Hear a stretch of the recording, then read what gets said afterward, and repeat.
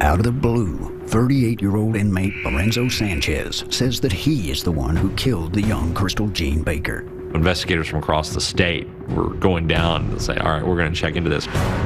Lorenzo is serving a life sentence for stabbing a 12-year-old Minnesota girl to death in 1999. He certainly seems like the kind of guy who'd do this.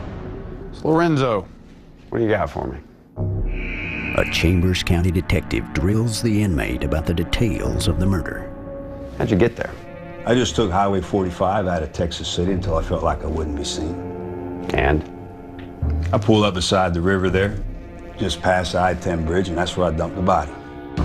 The detective is surprised by how much of Lorenzo's confession matches up with the circumstances of the murder. It appears after 13 years, detectives have finally found their man.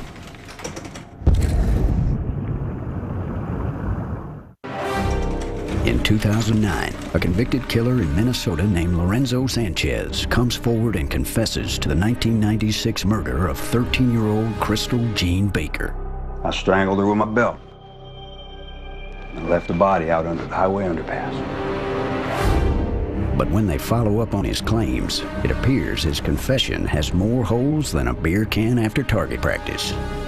They quickly figured out he was just talking about stuff that was in the public domain, and then what details he was providing were accurate. It seems their killer may just be what they call a compulsive confessor. When you're stuck in a cell all day long, you get bored. What better way to get some attention than to confess to being a serial killer?